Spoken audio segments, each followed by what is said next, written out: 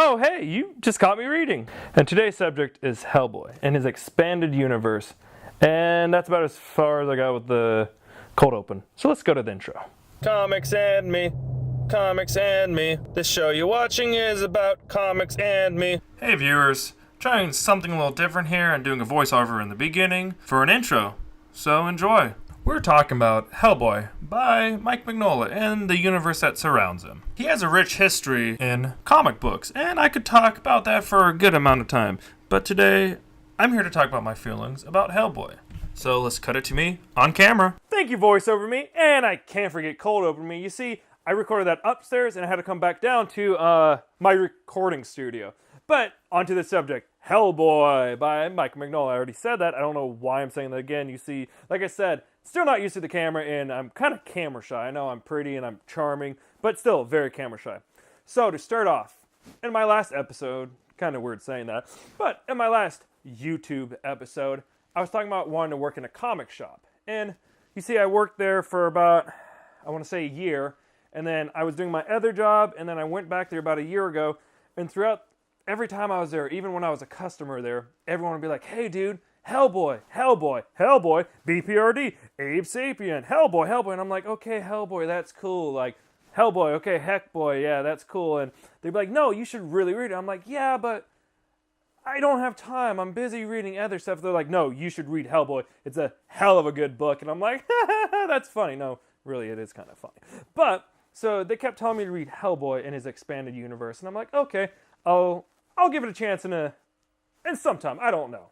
So years go by, and it's 2018 this year, and they come out with the trade paperback omnibus editions. And I'm like, oh man, I love trade paperbacks. They're beautiful, and they're easy on my little hands. Little petite hands. Not really. But I love the books. They're easy to read, better than hardcover, and they're just more fun to me than anything else. So I was like, oh, hell, I'll buy the omnibuses and read them. So I get the first volume, and I'm reading, and I'm like, holy crap, this is hell good. No, that was really bad. This is really good, though. So I'm really enjoying it, Then I get the short story collection, which, whew, oh man, art, story, everything phenomenal. So then I keep getting all the collections, and I'm loving it each time. So then I finally get a hold of BPRD, Plague of Frog, I believe it's called.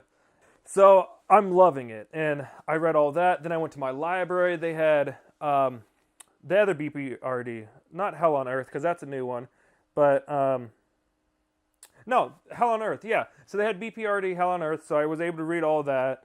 And then, God, what was the other one? So I read that, and no one had Abe Sapien. Like, they had the hardcover, but if I'm going to collect a series, I want to collect it on one format. Like, if it's paperback, I want to collect it all on paperback, no hardcover. I mean, hardcovers are nice, but like I said, I have small hands, and that's going to hurt whenever I'm trying to read. Like, oh, I'm reading upside down, and it drops on my face. Splat goes my face. That's not fun. But a paperback one will probably just give you a massive paper cut, which, I mean, probably wouldn't be fun, but that's not as bad as a hardcover smashing your face.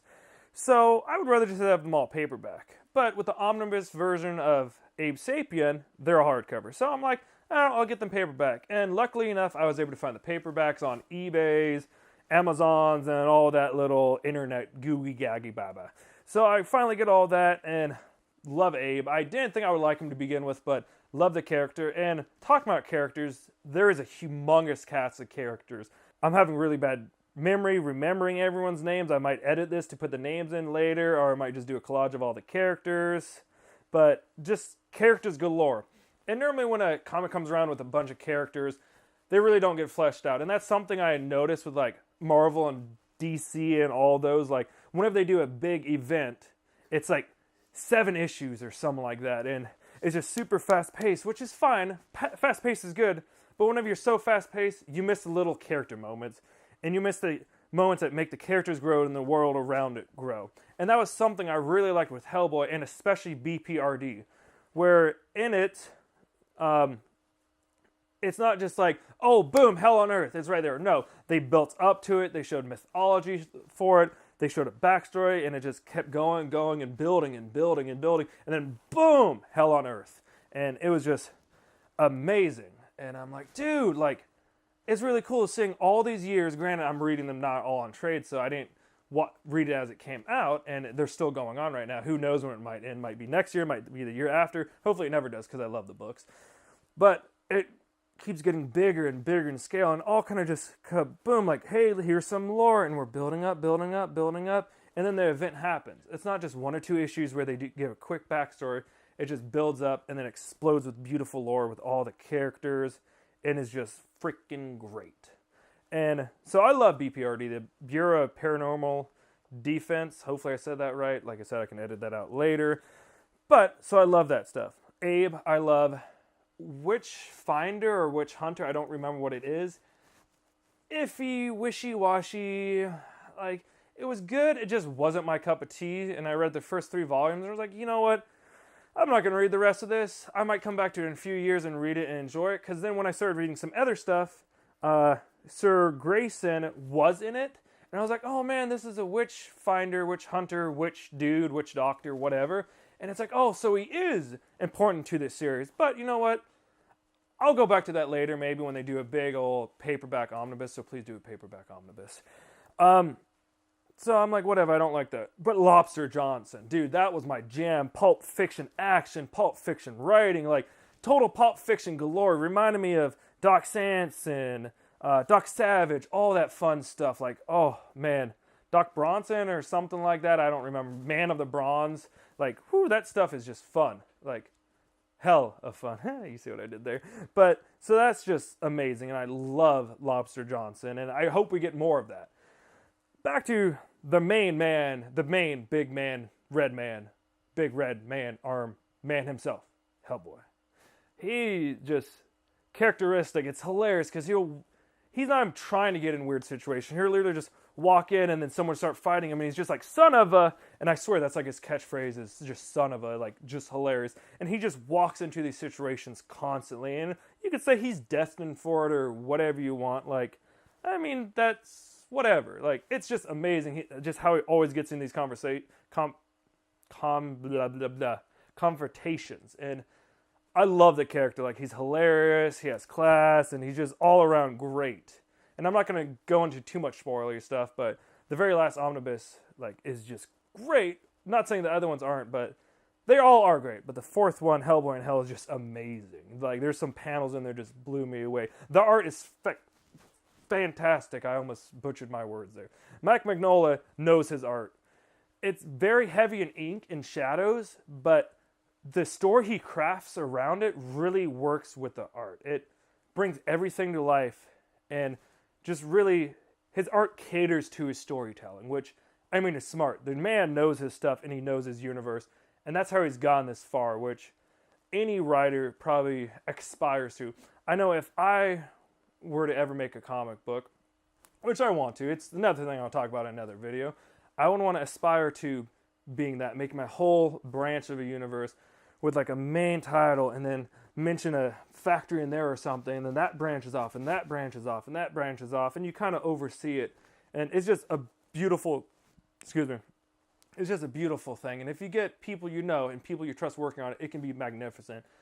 There's really no story in the universe, in this universe, that I really saw bad. They were all really, really good. I mean, I like some more than the others, and I don't like some as much as some, but they're all still really good to where I would read them over and over again. The art's always spectacular, no matter who it is. Sometimes it might be cartoony, sometimes it might be more dramatic, more human-like. I've never seen a problem with any of the art. And there's a lot of collaborators on there, and I'm not going to say names because I'm really bad with names. I don't want to not involve anyone, but there's tons of collaborators that work on these things, and it must be an honor to work on them. I'm betting it is. But the universe is just great. And back on the subject, Hellboy. So the thing I really like about Hellboy is there's a bunch of short stories. I love short stories. If you can get a comic done in just one issue, that is awesome. And that's what I miss about back in the day. Way back, like Golden Age, Silver Age, Bronze, there's a lot of one arc issues where just one issue, one arc, and it tells a story. And not saying all Hellboy is like that, but there's a good amount of Hellboy, BPRD, and other parts of the series where it's like one comic and the arc is just hit it and done. Like it's beautiful, and I think that's just phenomenal, and I think we should go back to that every once in a while, because nowadays you see like all these big arcs and all that stuff, which is fine if it's written well, but just, I do miss like picking up a random issue and be like, oh man, this is a one shot, like I could literally just read this and be done with it. Like, that's awesome to me, and I love that aspect. So that was something I really like. The other thing I like is the series is breaking up, the arcs are broken up really cool. It's like Hellboy, The Dark Seed, and it's only 5 issues. So then you have one complete story right there. Later on, it starts building on itself, so you do have to read some of the other stories, but there are some arcs where you really, really don't have to read it. I mean, it's recommended you start from the beginning. I mean, everything's recommended you start from the beginning. So, I mean, that's unsurprising. But it's broken up in small, bite-sized arcs, like 5 issues or stuff, and they're always just amazing. So, I love Hellboy. It's a big thing, and they were talking about the movie recently, and by the time I recorded this, they put the poster out, and I'm just super excited for the new movie. Like, it looks awesome, and I love Hellboy. I can't get enough. I need a t-shirt of Hellboy, and I wish I had one so I could record it with this. Like, that would be awesome. But I got a light set up, and I had someone help me with the camera, so, I mean, it's a little bit better looking, and you can see this beautiful face better, hopefully, or not. I mean, you can look at the action figures better. I mean, Flash, Reverse Flash, that's kind of cool, but we're not talking about them today. We're talking about Hellboy. Well, I'm actually wrapping up because I'm past like 10 minutes now.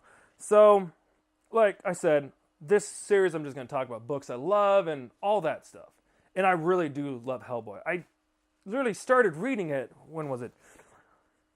About beginning of September or something, when they were coming out with the 3rd omnibus, and I fell in love, and I'm really disappointed I didn't keep up with it over the years, because that would have been great. But you know, better late than never, and I really enjoyed it, and I would highly recommend it to anyone. And it's just great. And like I said, this is a story about me loving things. So you know what? Keep it classy. I had a quote I'm going to say here, but I got to cut the camera and do something else.